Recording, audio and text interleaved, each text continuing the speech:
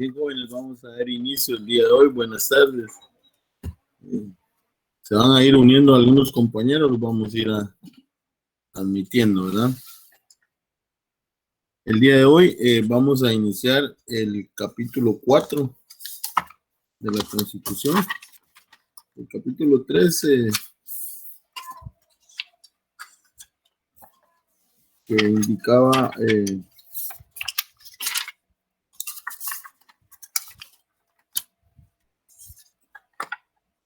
en el libro, ¿verdad? El capítulo 3, constitucionalismo guatemalteco, prácticamente solo tiene algunos datos que me interesan, ¿verdad? Tienen que leerlo todo, pero es en cuanto a la creación de la Constitución del año 1985, donde establece que se incorpora 3 instituciones: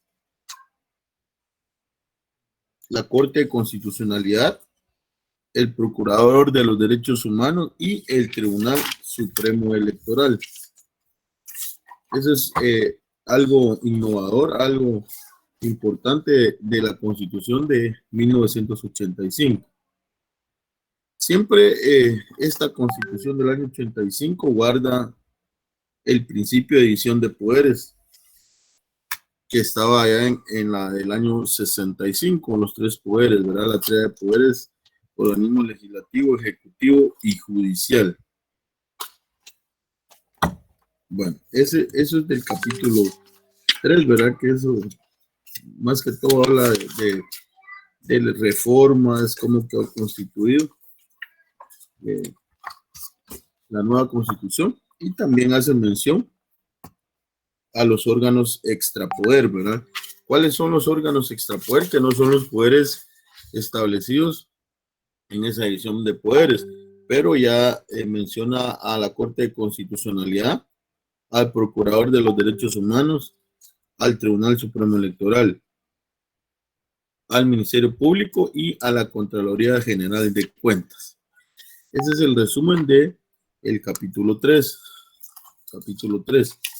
Ahora vamos a ver el capítulo 4, teoría de la Constitución. No sé si tienen alguna pregunta antes de iniciar.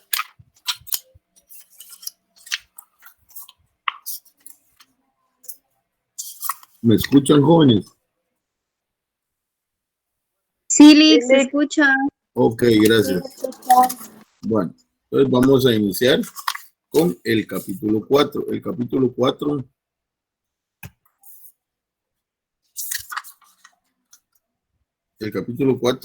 del libro, ¿verdad? Que estamos viendo,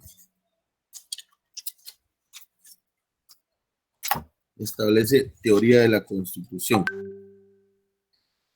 Y el autor Alberto Pereira Orozco, en el capítulo teoría de la Constitución, indica que la teoría de la Constitución tiene por objeto el estudio, entre otros temas, de qué es una Constitución, sus funciones, cuál es su estructura, cómo se clasifican, en qué consisten los poderes constituyente y constituidos,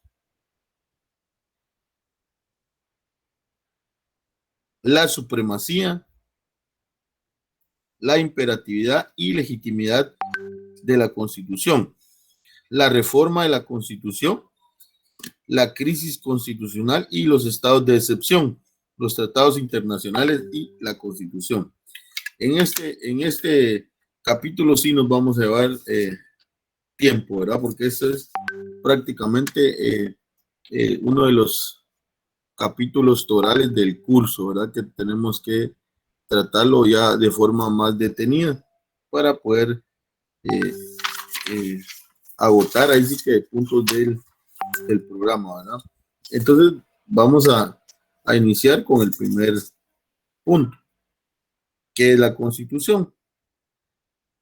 En un sentido amplio, el término Constitución se refiere al ser de algo, a los elementos fundamentales que lo forman, a su origen y fundamento. El sentido nos sugiere accidente o circunstancias, siempre produce la idea de base, fundamento y organización.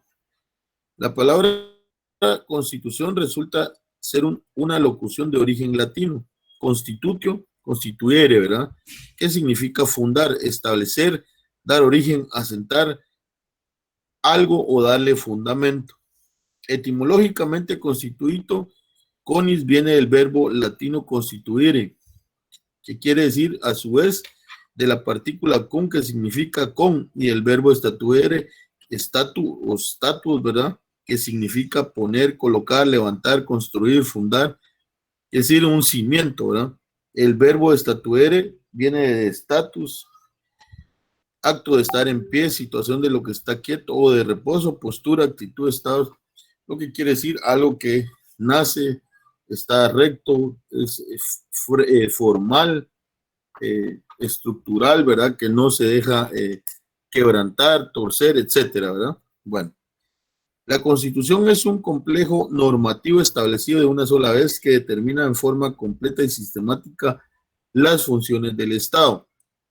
Estos son comentarios que hace el doctor Alberto Pereira Orozco, ¿verdad? Vamos a ver algunas definiciones de algunos autores. Por ejemplo, para el historiador, filósofo, ahí sí que naturalista, ¿verdad? El austriaco Hans Kelsen, él establece lo siguiente: la Constitución es la norma que regula la creación de las demás normas jurídicas que organizan al Estado, determina los órganos que lo comprenden y la forma cómo se relacionan entre sí. O sea, esa es una definición stricto sensu, ¿verdad? Ya hemos visto y vamos a ver que la Constitución no solo es el origen de las otras leyes, es un todo, ¿verdad? Ahora ya no hablamos solo de Constitución, ¿verdad? Hablamos de un famoso bloque de constitucionalidad que nació allá modernamente, ¿verdad? Allá en el año 2011 y con sentencia del año, perdón, en el 2011 con sentencia del año 2012. También, por ejemplo, cuando también se habla de Carta Magna, menciona el autor, ¿verdad? Y eso también quiero que les quede bien claro, que está utilizado erróneamente el término Carta Magna. ¿Por qué? Porque Carta Magna viene de carta, ¿verdad? De un entendimiento. Era un entendimiento que hacía, por ejemplo, permítame, un gobierno de anarquía. Era antes, para no decir, bueno, en gobiernos de anarquía no se le llamaba constitución, ¿verdad? Se llamaban cartas de gobierno, quiere decir normas que imponían gobiernos que han llegado de forma ilegal, ¿verdad? Entonces el término Carta Magna quería decir las normas más principales, pero de ese gobierno. Entonces él empezó en la historia a llamar Carta Magna a esas normas, ¿verdad? Principales, pero su origen viene de esos gobiernos ilegítimos. Entonces, es para llamar a las constituciones en órdenes democráticos es de forma errónea, ¿verdad? No se le debe llamar cartas magnas porque el origen es de aquellas normas de gobierno, pero de gobiernos ilegítimos, llegados al poder de una forma irregular, ¿verdad? Entonces, está mal denominado en este caso, denominarle carta magna. ¿Sí? Entonces, por ejemplo, la historia establece que uno de los primeros que utilizó esta frase, este nombre, fue Alejandro Magno. Entonces, por eso él siempre llegó al poder de una forma violenta, ¿verdad? Entonces, por eso fue, digamos, la carta principal de Alejandro Magno, por eso se le denominó Magna, ¿verdad? Pero es por eso. Entonces está mal utilizado en las constituciones democráticas, según lo indica aquí el doctor Alberto Pereira Orozco, ¿no? Bueno, también tenemos que existen diversos tipos de constituciones, por ejemplo, constitución material, constitución formal. Por ejemplo, ¿qué es la constitución? La constitución material, ¿sí? La constitución material es, por así decirlo, todas las constituciones que han sido establecidas y que han sido escritas, ¿verdad? Cuando hablamos de escritas que han sido grabadas, ya sea en papel, en cualquier otro tipo de material, pero que han quedado estatuidas, ¿verdad? Y que han sido aprobadas dependiendo del gobierno que sea. Es una constitución formal, perdón, una constitución material. Ahora, ¿cuál es la constitución formal? ¿Sí?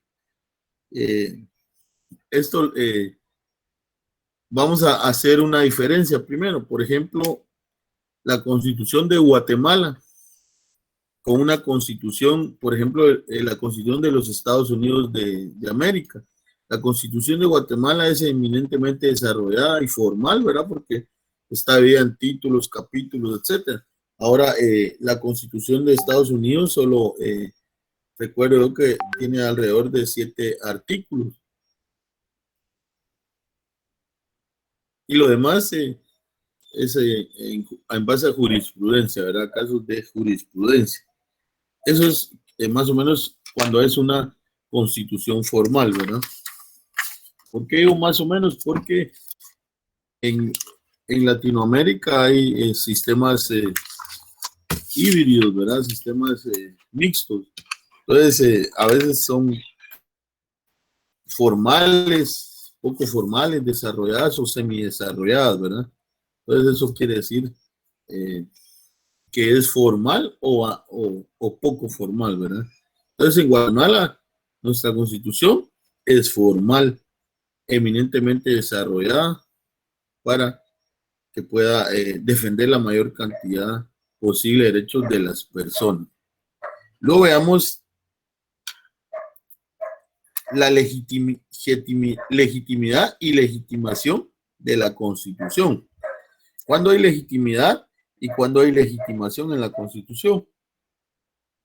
Y el autor ahí explica, ¿verdad? El término legitimidad remite inmediatamente al de legítimo, el cual se vincula directamente con los conceptos de genuino y verdadero, los que implican que algo es auténtico reflejo de la verdad. En cuanto a la legitimidad de la Constitución, no basta con determinar si el contenido de la Carta Fundamental refleja las aspiraciones y deseos del pueblo o del electorado propiamente dicho. También habrá que indagar respecto a su origen del mandato de su autor, del legislador constituyente. Y al finalizar ese análisis evidenciaremos que la tan pretendida y arrogada legitimidad constitucional resulta imposible de alcanzar conforme a los postulados republicanos. Entiéndase, la soberanía, ¿verdad?, radica en el pueblo, quien la delega, en este caso en los 3 poderes. En respuesta a ello, la doctrina política constitucional ha configurado el concepto de legitimación para fundamentar el contenido de la Constitución, presentarlo como el acuerdo de convivencia social aprobado por la mayoría del cuerpo electoral. Aquí vamos a hacer la diferencia entre legitimidad y legitimación, ¿verdad? La legitimidad quiere decir que si el pueblo está de acuerdo, el pueblo fue el que realmente participó en la creación de la Constitución. Yo les puedo decir, ¿sí?, que hay legitimidad legal, pero legitimidad real tal vez no existe, ¿verdad? Legitimidad legal porque se llevaron a cabo todos aquellos procedimientos necesarios para poder, primero, formar el poder constituyente, entiéndase, Asamblea Nacional Constituyente, y luego llegar a la creación de la Constitución. ahí puede ser una legitimidad legal, pero una legitimidad real realmente, real, no existe desde mi punto de vista, porque la mayoría de la población no estuvo enterada, ¿verdad? Por aquello de que debe entenderse que si hay una legitimidad total, que no es cierto, ¿verdad? En el sentido de que, por ejemplo, en ese año ni siquiera, por ejemplo, aquí en Petén, ni siquiera que sabíamos que habían 2 diputados que iban a la Asamblea Nacional Constituyente, ¿verdad? Diputados que ni siquiera, bueno, solo uno de ellos vivía aquí, el otro ni siquiera era de Petén, solo vino a dar sus vueltas para que dijeran que representaba a Petén, ¿verdad? Y Guillermo P.C. Robles, tal vez vivió una temporada solo por taparnos el ojo, ¿verdad? Pero legítimamente, ¿será que nos representó, verdad? Por eso se llama legitimidad. No lo creo. Tal vez alguno difiere de mi pensamiento, pero en lo personal, por lo que he podido leer, no es una legitimidad real, ¿verdad? Perdón, legal. Legal sí es, pero real no es. O sea, que no es una legitimidad total. O sea, prácticamente se queda a oscuras esa legitimidad porque no es toda la intención, no es todo el pueblo, ¿verdad? O la mayoría que tuvo esa intención de que estos constituyentes pudieran darle vida a este documento, ¿verdad? Este documento esencial que es la Constitución. ¿Estamos, Bueno, ¿y por qué decimos que hay legitimación en la Constitución? Mire, aquí vamos a ser muy claros, ¿verdad?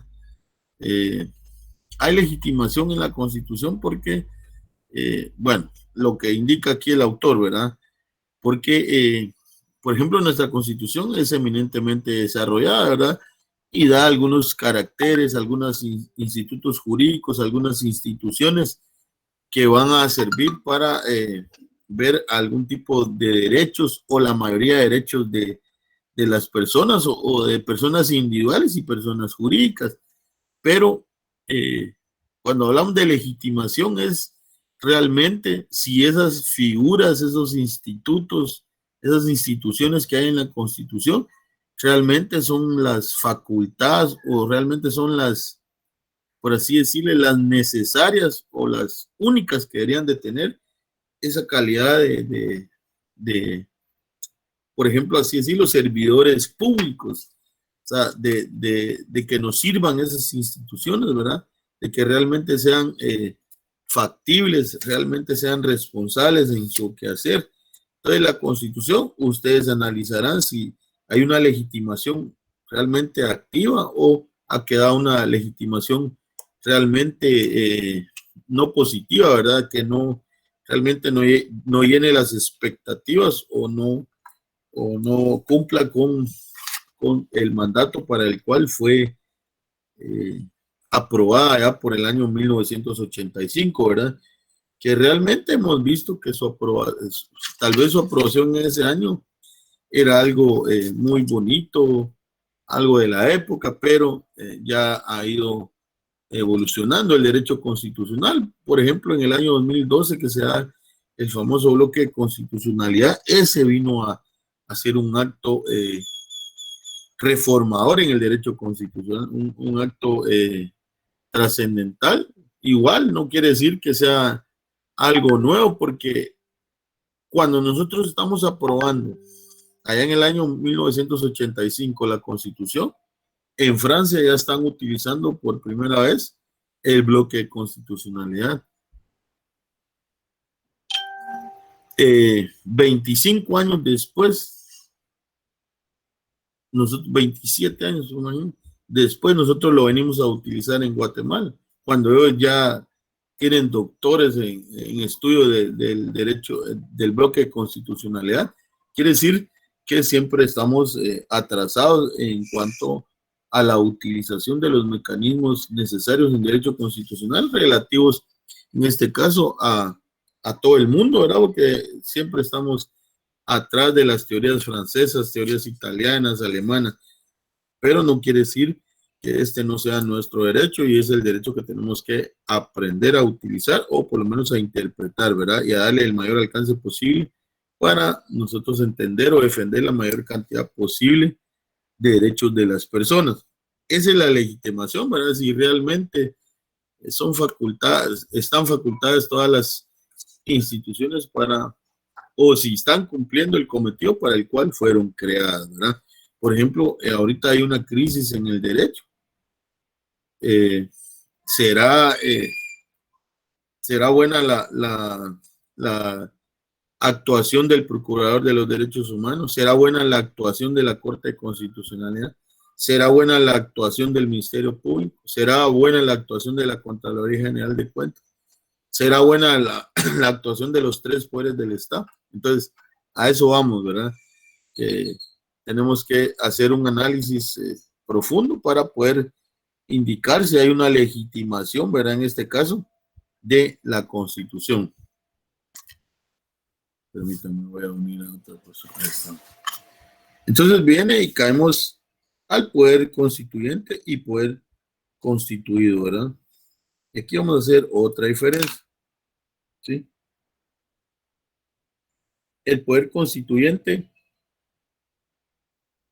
esta es una definición del doctor Alberto Pereira Orozco. El poder constituyente es la voluntad originaria, creadora del orden jurídico y por lo mismo no sujeta a ninguna norma legal anterior. No sé si fue el año, no, fue el año antepasado, ahí en el centro universitario. Tuvimos, fue hace como 3 años, me parece. Tuvimos a bien, ahí sí que en mi sección, ¿verdad? Ustedes, hubo un compañero que tenía un contacto con un diputado de ex diputado de Asamblea Nacional Constituyente, o sea, uno de los diputados que estuvieron en la creación de la Asamblea Nacional Constituyente, ¿verdad? Por eso yo les indico algo que él nos contó, ¿verdad? No es de que yo en el 85 haya estado, yo estaba pequeño, ¿verdad? Pero él nos contó algunas pormenores de esa creación de la Constitución. Lo tuvimos ahí en el aula virtual. ¿Qué nos indicaba él? Por ejemplo, que el poder constituyente fue la Asamblea Nacional Constituyente, pero ¿cómo se formó? ¿Sí? ¿Cómo se formó? Se formó, ahí sí que, por ejemplo, habían diputados del centro, habían diputados de la izquierda, habían diputados de la derecha, habían diputados de centro izquierda, habían diputados centro derecha, o sea, para poder llegar a consensos, para llegar a un consenso habían hasta 100 disensos, por ejemplo, ¿verdad? O sea, llevaron días, horas, desvelos, etcétera, pero lograron activar, ¿verdad? Lograron producir esa carta principal, ¿verdad? Esa constitución. Entonces, él nos hablaba que el poder constituyente fue esa unión de diputados de diversas ideologías, ¿verdad? ¿Por qué hablamos de ideologías? Porque acuérdense que los diputados van representando algún partido cuya ideología tendría que ser la que está plasmada en sus estatutos. Que ellos no lo hagan al final es otra situación, pero esa es la ideología y fue lo mismo, ¿verdad? Fueron los diputados que fueron elegidos para ser asambleístas en una Asamblea Nacional Constituyente, ¿verdad? Diputados en una Asamblea Nacional Constituyente y así fue que se organizaron. Ese es el poder constituyente, ¿verdad? Y la Asamblea Nacional Constituyente crea la Constitución y crea las demás leyes constitucionales. Por ejemplo, la Ley de Amparo, Exhibición Personal y de Constitucionalidad. Esa es creada por una Asamblea Nacional Constituyente, ¿verdad? Aquí también establece el autor. También podría decirse que el poder constituyente es la fuerza o energía que da origen al Estado. el mismo tiene carácter fundacional. Él menciona al autor Vidal Campos y quien indica poder, ya sabemos que significa energía, capacidad, aptitud para hacer algo. El adjetivo constituyente significa calificar a aquel poder como la energía o capacidad para constituir al Estado, para darle constitución, organización, estructura, modo de existencia y de política. ¿Qué quieren decir ellos? Que el poder constituyente es aquel que origina las cosas, ¿verdad? En este caso, el Estado. En este caso, el Estado de Guatemala. También ellos indican lo siguiente. Permítanme. Asimismo, se lo define como una relación social de mando y obediencia mediante la cual la sociedad establece la distribución y el medio de ejercicio monopólico de la fuerza en ella. Hay quienes dicen que es la manifestación primaria del poder de una sociedad política global. Para establecer una organización jurídica y política fundamental y fundacional mediante una constitución y para introducir en ella las reformas parciales o totales que estime necesarias. Las definiciones analizadas se pueden inferir las siguientes características fundamentales del poder constituyente dentro de un Estado constitucional y democrático de derecho. Primero, el titular del poder constituyente es el pueblo, como titular de soberanía de la Constitución. Ya vamos a llegar a ese tema de la soberanía. Quiere decir que el titular, quien tiene esa titularidad, esa facultad, ¿verdad? Es el pueblo. Y el pueblo es el que elige a los diputados, ¿va? Tanto del Congreso como de la Asamblea Nacional Constituyente, que vamos a ver más adelante cómo es. Entonces, nosotros, el pueblo, somos los que tienen esa titularidad, esa soberanía, ¿verdad? El poder radica en el pueblo. Y la soberanía es el poder del Estado, pero ese poder al Estado se lo otorgó, se lo delegó el pueblo. Y vemos que hay un sistema de poderes en el Estado de Guatemala, que son 3 poderes. Ya los vimos, no nos podemos perder. Pero aparte están los órganos extrapoder, que también tienen poder distinto a ese sistema de patronímico de tríada, ¿verdad? Que quiere decir 3 poderes. Por eso es el sistema republicano. Pero no nos perdamos ahí. Siguiente. El poder constituyente tiene como principal función establecer el ordenamiento jurídico político del Estado por medio de la promulgación de una constitución. Quiere decir que la función principal del poder constituyente es la creación de la Constitución, ¿verdad? Y yo le agregaría y de las demás leyes constitucionales, que son parámetros importantes y fundamentales para la creación de un Estado, para el funcionamiento de un Estado. Porque, por ejemplo, pongan atención, no puede existir una Constitución. Bueno, sí existe, ¿verdad? En Guatemala, que tenga 3 garantías constitucionales, pero solo las mencione, ¿verdad? Pero no exista los procedimientos para poder llevar a cabo el ejercicio de esas 3 garantías. Es por eso que se crea, por ejemplo, la Ley de Amparo, Exhibición Personal y Constitucionalidad, el Auto Acordado 1-2013, el Acuerdo Acordado 1-2013, el Acuerdo 1-2016, relativo a las vistas públicas, el Acuerdo 1-2020 el año pasado, ¿verdad? 1-2020, relativo a las disposiciones estas del COVID, ¿verdad? Pero relativo a las vistas públicas, ¿verdad? El 2016 del sistema informático, ¿verdad? De la Corte Constitucional. El 2020 de las vistas públicas. Entonces, no puede haber una constitución que contenga esas garantías si no hay disposiciones reglamentarias para poder hacer uso de esos procesos de justicia constitucional, ¿entiendes? Amparo, exhibición e inconstitucionalidades. ¿Estamos? Bueno, también indica, el poder constituyente puede ser originario o primario y derivado. O sea, quiere decir que hay poder constituyente primario y poder constituyente derivado. Ahorita los vamos a ver. ¿Sí? No sé si tienen alguna duda ahí, compañeros. O pregunto, ¿no?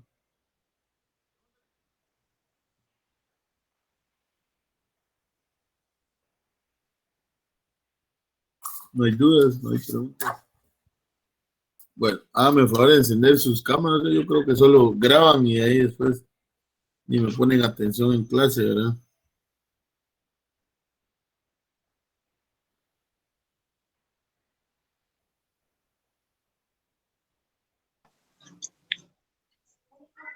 Bien fachosa, pero aquí estamos. Bien, me están poniendo atención, parece que era- Aquí estamos, solo que aquí está lloviendo donde estoy. Ok. Bueno, sí. Bueno, pueden apagar sus cámaras, ¿verdad? Solo era para... Hasta libros tengo ahí, Hasta miren. la Constitución tiene ahí. Eso está bueno. La Constitución comentada. Está bien. Gracias. Ya pueden. Solo era para ver si... Para que no se sienta uno que le está hablando a una pared. A ustedes por lo menos ya sabe uno que ahí están. Voy rápido porque son temas teóricos, ¿verdad? Que ustedes pueden repasar ahí en el libro, ¿verdad? Más o menos para darle lo más importante, pero no menos importante, ¿verdad? Todo, pero tenemos que avanzar, ¿verdad? Porque el programa es un poco, bueno, especialmente este capítulo es un poco largo. ¿Estamos? Si tuvieran alguna duda, me lo dejan saber, ¿sí? ¿Cuáles son los límites del del poder constituyente? Aquí el autor refiere a Gregorio Badem. Manifiesta que las soluciones, ¿sí?, varían según se adopta un enfoque jurídico positivista o un enfoque naturalista para la determinación de los mismos, ya sea en su etapa originaria o derivada. ¿Cómo es? Les digo, ¿verdad? ¿Sí? ¿Qué es un enfoque positivista? ¿Qué es un enfoque naturalista? Positivista, ¿verdad? Que va a existir un ordenamiento jurídico establecido. Por ejemplo, existen leyes, pero esas leyes ya fueron hechas, ¿verdad? Por nosotros, que esas leyes en efecto se utilicen. Ese es un enfoque positivista, por así decirlo, ¿sí? Un enfoque naturalista quiere decir que nosotros como humanidad ya tenemos derechos sin que necesariamente estén establecidos en normas, ¿verdad? Por eso se indica que hay jus de derecho natural, ese derecho es natural, ¿verdad? Yo tengo derecho a la vida, ese aunque esté en la Constitución, que es derecho positivo y vigente, ¿va? Es un derecho natural. Esos son los enfoques positivistas y naturalistas, ¿verdad? Por aquellas... Muchas veces se utiliza, este es positivista, este es naturalista, entonces, este es de la teoría clásica, entonces uno tiene que ir más o menos encuadrando su postura, ¿verdad? Yo soy realmente positivista, ¿verdad? Si así lo queremos ver, porque yo me baso en la ley, ¿va? Ustedes, yo podré tener principios cristianos y naturalistas, pero muchas veces si uno va con un juez y mire, la Biblia dice que no, muchas veces eso no cuenta, ¿verdad? Disculpen que se los diga, pero los abogados tenemos que actuar con la ley.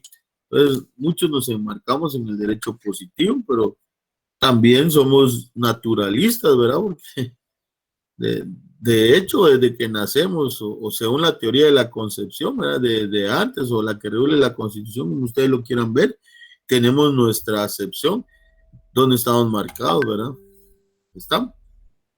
¿No tienen algún comentario de eso? Bueno, esas son cuanto a las limitantes, ¿verdad? Pero ¿por qué hay posiciones positivistas y naturalistas en el poder constituyente? Por lo mismo, ¿verdad? Fíjense que los que hicieron la Constitución le impregnaron un derecho natural, ¿sí?, a la Constitución. Es increíble.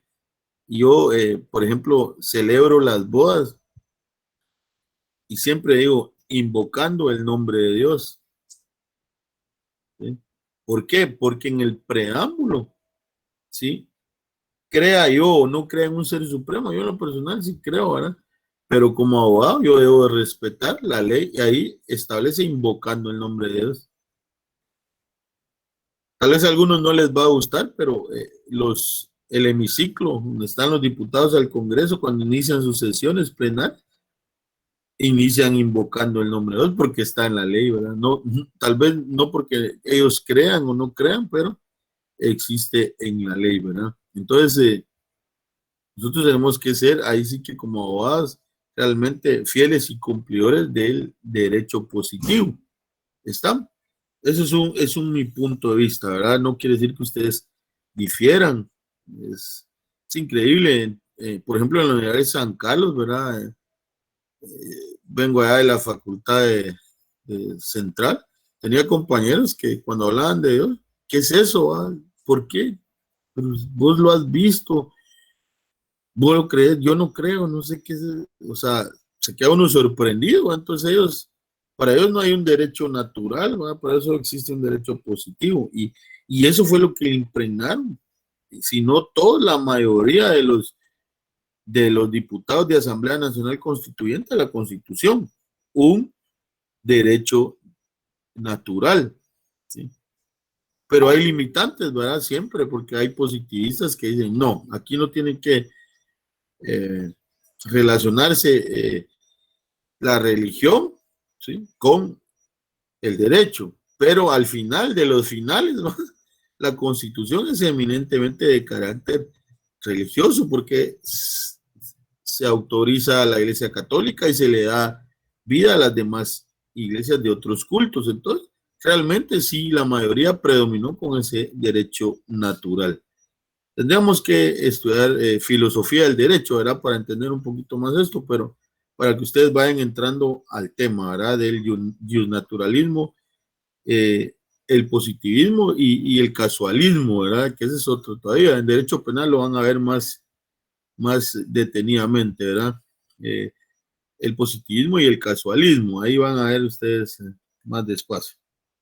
No sé si tienen alguna duda de dónde vamos, porque vamos a entrar a, bueno, hablemos un poco de quién ejerce la titularidad en el poder constituyente. Quiere decir poder constituyente a aquellos que le dan vida a la Constitución, al Estado, a las demás leyes constitucionales, ¿verdad? Ese es el poder constituyente. ¿Quién es? La Asamblea Nacional Constituyente. ¿Y quiénes tienen esa titularidad? El pueblo, ¿verdad? Lo único que se lo delega a algunos representantes. Aquí el doctor Alberto Pereira Orozco indica lo siguiente. Quienes ejercen el poder constituyente, es decir, quienes poseen la titularidad del mismo, hoy, dependen de la influencia de idea política dominante en la comunidad. En nuestro caso, que adscribimos un sistema democrático constitucionalista, la idea política dominante nos señala que el poder constituyente recibe y es ejercido por el pueblo, lo que les decía, ¿verdad? La comunidad o la sociedad en su conjunto que está conformada por todos aquellos que son parte del elemento humano de la organización política. Las afirmaciones anteriores necesariamente ameritan ser delimitadas. Si bien el poder constituyente radica en el pueblo, como unidad real no puede por sí mismo ejercer el poder constituyente. Por ello, si bien el poder constituyente pertenece al pueblo como aspecto teleológico, inherente a su soberanía, no puede desempeñar no puede desempeñar por su titularidad imperativos ineludibles que constriñen a depositar su ejercicio en un cuerpo compuesto de representantes populares que se denomina Congreso o Asamblea Constituyente y cuya misión única consiste en elaborar una constitución a nombre del pueblo. Claramente se advierte, por tanto, la medular distinción que media en ese cuerpo y el poder constituyente propiamente dicho. El primero es el órgano a quien el ejercicio o la actualización de dicho poder se confía o entrega, y el segundo, la energía, fuerza o actividad soberana de darse una constitución. ¿Estamos? Entonces, el poder constituyente radica en el pueblo, pero este se lo delega, ¿verdad? Sí. Esto se lo delega a la Asamblea Nacional Constituyente. ¿Estamos claros ahí? Aquí indica el Congreso o Asamblea Nacional, pero el Congreso no es de que aquí sea, en lo personal, para mí el Congreso no es un poder constituyente aquí en Guatemala, ya es un poder constituido, porque ya está en la Constitución, ¿verdad? Organismo, él menciona aquí Congreso, porque en otros países le llaman Congreso Constituyente, ¿verdad? Pero aquí se llama Asamblea Nacional Constituyente, no nos vayamos a confundir ahí. Bueno, y luego llegamos a poderes constituidos.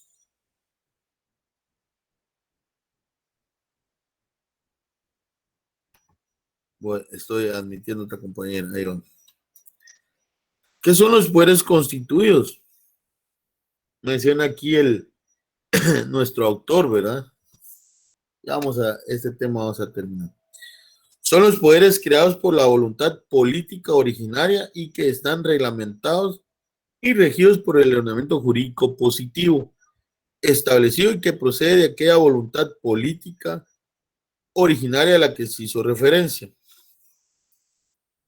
Son de carácter ordinario y permanente. Oigan, pues, permanente, por ejemplo, Congreso, organismo ejecutivo, organismo legislativo. A diferencia del poder constituyente que una vez ejercido entra en receso, por ejemplo, la Asamblea Nacional Constituyente ahorita no existe, ¿verdad? En síntesis, son creados por la Constitución que les impone los límites y su reglamento. Es por ello que se encuentran es por ello que se encuentran en un plano de una jerarquía institucional inferior al poder constituyente. Están subordinados al mismo. Oigan, pues, son los poderes que están incluidos en la tríada clásica, lo que les decía, ¿verdad? El ejecutivo, el legislativo y el judicial. Era lo que les decía, ya el poder constituido ya están establecidos en la Constitución. También indican lo siguiente. La Corte de Constitucionalidad se ha pronunciado en referencia a la separación existente entre el poder constituyente y el poder constituido y lo ha indicado a partir de la posibilidad de reforma de la Constitución Política de la República, expresando lo siguiente. La posibilidad de acudir a la reforma total o parcial de la normativa constitucional lleva a advertir la línea que separa al poder constituyente del poder constituido o de reforma, partiendo del principio de que ambos tienen diferente sustento. En efecto, el primero es el poder originario en sentido estricto, creador del texto constitucional, o sea, el poder constituyente, o sea, Asamblea Nacional Constituyente, creó la Constitución por un acto unilateral supremo de carácter predominante político, en tanto que el segundo es el poder derivado o constituido, creado por el primero y por ende con limitaciones de carácter jurídico por su vinculación con los límites de procedimiento que para la reforma constitucional es preciso respetar.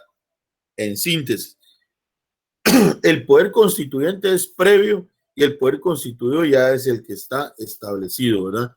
El poder constituyente es, por ejemplo, la Asamblea Nacional Constituyente. Otro ejemplo. El poder constituyente es, por ejemplo, los diputados a Asamblea Nacional Constituyente, que son hechos ad hoc, ¿verdad? Hechos para el momento, y ahí se desvanece.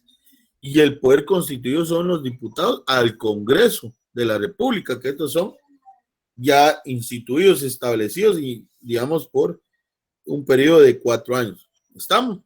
Esa es la diferencia, poder constituyente y poder constituido. ¿Cuál es un poder constituyente? Los que dieron vida a la ley de amparo, la Asamblea Nacional Constituyente. ¿Y cuál es un poder constituido? La ley de amparo, exhibición personal y de constitucionalidad. ¿Qué es un poder constituyente? la Asamblea Nacional Constituyente que oye a la Constitución. ¿Y qué es un poder constituido? La Constitución Política de la República, que ya tiene sus instituciones propias, por ejemplo, la tríada de poderes y los órganos extrapoderes. Corte Constitucional, Tribunal Supremo Electoral, Ministerio Público, Contraloría General de Cuentas, ¿verdad? Por así decirlo. Ahí vamos bien. ¿Alguna duda? Adelante.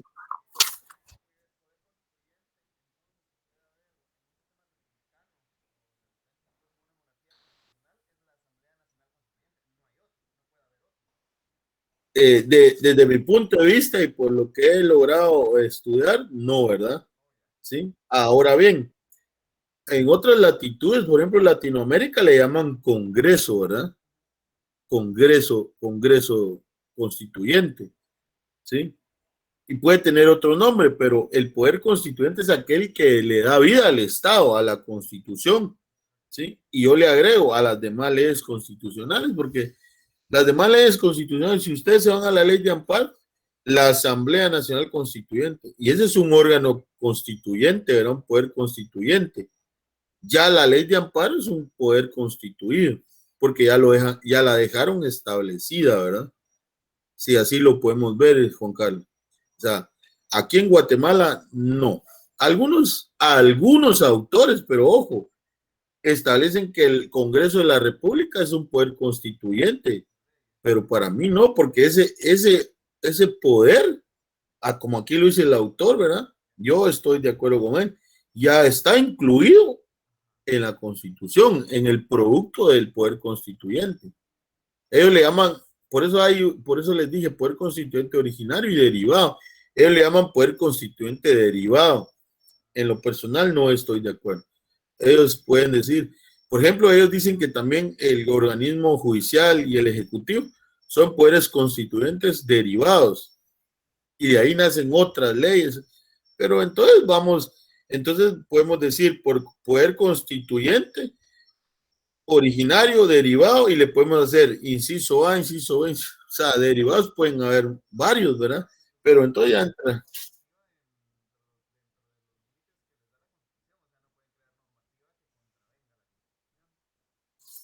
por así decirlo, ¿verdad? Pero ese ya es criterio de esos autores, ¿verdad?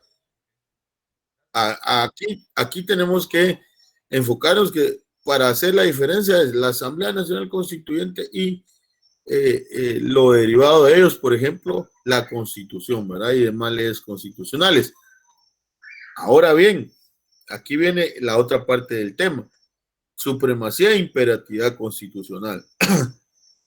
La misma Constitución, ¿sí? Le da vida a que en la historia de los derechos humanos, en la evolución de los derechos humanos, puedan existir más poderes constituidos, aunque no hayan quedado específicamente expresados en esa Constitución. Entiéndase lo que regula el artículo 44, a derechos inherentes a la persona humana, lo que en la teoría constitucional se le denomina la cláusula de los derechos no enumerados. ¿Por qué? Que aunque no estén expresamente, son parte de nuestros derechos. Entiéndase, perdón, lo que fue creado en sentencia del 17 de julio del 2012, el famoso bloque de constitucionalidad en el expediente 1822-2011. O sea, está evolucionando los derechos humanos. No quiere decir que haya teorías generacionistas de derechos humanos. Eso ya no existe, está obsoleto. Si ustedes están llevando derechos humanos y les hablan de las teorías generacionistas, ya están obsoletos, ya no existe. Ahora solo son derechos humanos. Hay igualdad, no es que estos son de primera, segunda generación. Hasta hace unos 10 años hablábamos de eso, pero ya no existen, ¿verdad? Todos son iguales. Todavía sean derechos y son para la humanidad, son derechos humanos. Ahorita vamos a ver el siguiente punto. El siguiente punto es supremacía e imperatividad constitucional. Este punto ya lo hemos trabajado hacia grandes rasgos, ¿verdad? Pero es un punto de... Aquí sí llegamos a este punto, miren, en el programa es cuando lo tenemos que estudiar, pero ya no me va a ser difícil, ¿verdad? Por lo menos con ustedes, porque ya lo hemos visto desde el primer semestre, desde el primer año. ¿Qué es el principio de supremacía constitucional? A ver quién me ayuda ahí a recordar, ¿verdad? Que levante la mano. ¿Qué es el principio de supremacía constitucional? Sin leerlo, ¿va ustedes? Solo así. A ver, Juan Carlos.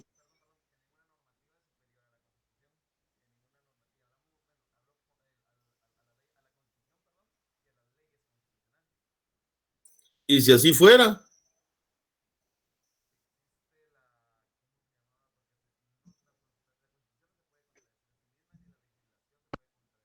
Ajá. Pero si hubiera oí pues, si hubiera una normativa que contraiga la Constitución, ¿qué es? Es nula ipso iure, ¿verdad? Nula de pleno derecho, no nace a la vía jurídica. Y si, por ejemplo, ¿verdad?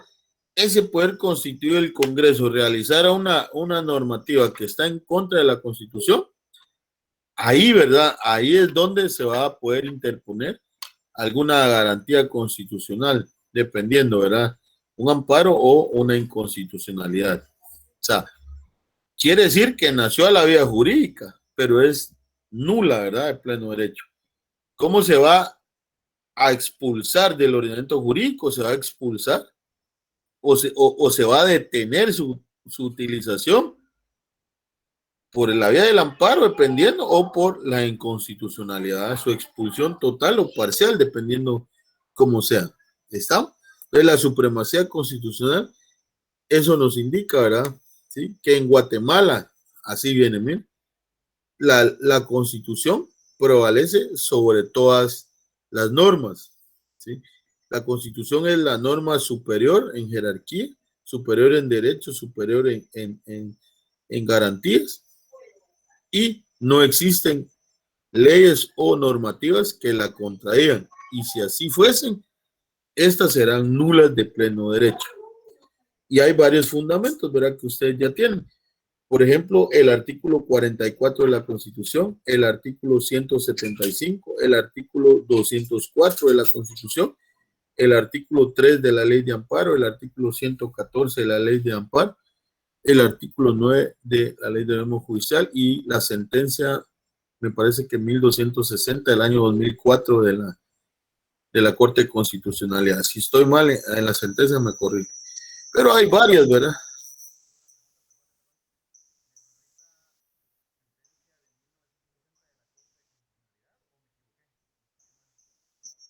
De la sentencia 1260. Ajá. Pero no estoy seguro porque no la tengo a la mano. Pero ahí la voy a revisar y se las envío. Pero creo que es ese, de la Corte de Constitucionalidad. Pero hay bastantes, ¿verdad? Esa es una que se me viene ahorita a la mente. Entonces, ¿qué quiere decir la supremacía constitucional? Que la norma superior en el Estado de Guatemala es la Constitución, ¿sí? Pero no hay que olvidarse, ¿sí? Que el artículo 44 da la puerta, ¿verdad? La vía para que se puedan utilizar, ¿sí? Nuevas disposiciones que vayan a ayudar y a fortalecer, ¿verdad? La utilización de otros derechos que en esta época que se utilizó, se produzco esta constitución, o sea, el producto, ¿verdad? No existían, pero ahora ya son, en base a ese carácter universal de evolución de los derechos humanos, ya se pueden utilizar o han ido naciendo. Entonces, el artículo 44 regula derechos inherentes a la persona humana. Los derechos y garantías que otorga la Constitución no excluyen otros que, aunque no figuren expresamente en ella, son inherentes a la persona humana, ¿sí? El derecho constitucional se le denomina la cláusula de los derechos no enumerados. ¿Por qué una cláusula? Porque recuérdense, ¿verdad? Que el pueblo hace un contrato social con la Asamblea Nacional Constituyente. Yo los elijo y ustedes, ahora sí ya me van a ir entendiendo, ¿no? Yo los elijo a ustedes como diputados a Asamblea Nacional Constituyente, a Poder Constituyente, y ustedes realizan la Constitución. Ese es un contrato social, sea verbal o por escrito, ¿verdad? Es un contrato, y ese contrato, en este caso, lleva cláusulas, ¿sí? Y esa es la cláusula de los derechos no enumerados. Bueno, ustedes a esa constitución le van a imprimir, le van a dar una cláusula de derechos que aunque no estén ahí, pero en el trayecto de la vida, ¿verdad? Más adelante en el futuro, son también inherentes a nosotros. Ese es mi, ahí vamos. Entonces, indica más abajo. El interés social prevalece sobre el interés particular. Aquí viene, ¿sí? Serán nulas ipso jure, o sea, ipso jure de pleno derecho, no nacen a la vida jurídica. Las leyes y disposiciones gubernativas o de cualquier otro orden que disminuyan, restrinjan o tergiversen los derechos que la Constitución garantiza. ¿Qué le llamamos a eso? ¿Sí? Principio de supremacía constitucional, principio del jus imperium de la Constitución, principio de imperatividad de la Constitución. La Constitución prevalece, ¿verdad? Pero esa misma Constitución da esa puerta, ¿verdad? Abre esa puerta para que pueda evolucionar el sistema de derechos humanos y que puedan ser parte de nuestra normativa. Entiéndase el bloque de constitucionalidad. También la Constitución, ¿sí?, nos da el fundamento para que los poderes constituidos, ahora sí ya puedo hablar de poderes constituidos, entiéndase, la Corte de Constitucionalidad, el Poder Judicial, o sea, Corte Suprema de Justicia, ¿verdad? Y todos los organismos que tengan que ver con la normativa nacional e internacional que utiliza Guatemala, también seamos, digo yo, porque sí, somos guatemaltecos, ¿verdad? Pero las instituciones, seamos garantes y observadores del fiel cumplimiento de la convencionalidad. ¿A qué me refiero? Del control de convencionalidad, ¿verdad? Que Guatemala, además de utilizar la Constitución y demás leyes constitucionales, también sea garante de la observancia del uso de las convenciones aceptadas y ratificadas por Guatemala relativas a derechos humanos. ¿Sí? ¿Qué quiere decir? Si nos vamos a este artículo 44, al artículo 46 que regula, se establece el principio general que en materia de derechos humanos, los tratados y convenios, y si nos vamos hasta el artículo 149 de la Constitución, regula de las relaciones internacionales del Estado. Guatemala normará sus relaciones con otros estados de conformidad con los principios, reglas y prácticas internacionales, con el propósito de contribuir al mantenimiento de la paz y la libertad, al respeto y defensa de los derechos humanos, al fortalecimiento de los valores democráticos e instituciones internacionales que garanticen el beneficio mutuo y equitativo entre los estados. Ese es el fundamento legal del control de convencionalidad. ¿Qué es el control de convencionalidad? La palabra lo dice, controlar por parte de los poderes constituidos. Y yo voy más allá. Ahora, el control de convencionalidad también debe ser observado si en el futuro o en un futuro lejano, un futuro inmediato, existiera un poder constituyente. También debes observar que Guatemala, sí, es parte de la convencionalidad, por ejemplo, parte de la Declaración Universal de los Derechos Humanos, parte de la Convención de la Convención Americana de Derechos Humanos, Pacto de San José, Pacto Internacional de Derechos Civiles y Políticos, Pacto Internacional de Derechos Sociales, Culturales, ¿sí? Y parte de la Convención de Viena, ¿verdad? Entonces, Guatemala debe ser fiel garante, tanto en poderes constituyentes como los poderes constituidos, de ese control de convencionalidad. Quiere decir que el control de convencionalidad, ¿sí?, va de la mano con el control de constitucionalidad, uno aquí y otro aquí, ¿sí? Porque la Constitución le da vida a los dos. Al bloque de constitucionalidad, ¿sí? Porque también la Constitución regula la Corte de Constitucionalidad. ¿Y quién le da vida? ¿Quién le dio vida al bloque de constitucionalidad? La Corte de Constitucionalidad en sentencia, ya les dije, ¿verdad? En el expediente 1822 de fecha de sentencia 17 de julio de 2012. O sea, en la Constitución, que es un poder constituido, ahí está la CC y ese le da vida, pero porque el 44 también le da el permiso, ¿verdad?